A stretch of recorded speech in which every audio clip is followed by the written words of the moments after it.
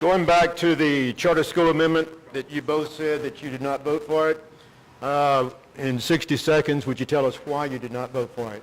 Mike? Or Richard? Okay.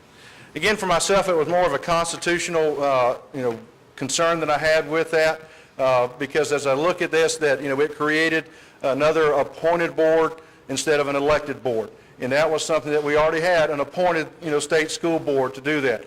We looked at expanding government, creating things that, that took away local control in our, Constitution. And again, the route that the state, state Supreme Court fell, is what I, believed in. And so my issues were not so much against charter schools, which I love charter school and I love charter school concept.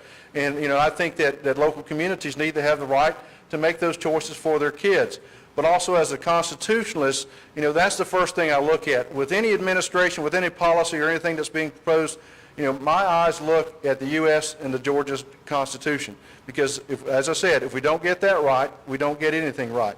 So that was my concern, and that's where I stood, not against the charter schools concept. Mike? Yeah, and I'm going to be fairly consistent with that. I don't have a thing in the world against charters. If there was a charter in my area that served the needs of my kids, that's where they'd be going to school. But I'm not a big fan of creating another bureaucracy to do what two other entities can already do. And I certainly am not in favor of spending another $1.5 million, $2 million, whatever it might be, the final price tag on that, when we haven't fully funded education.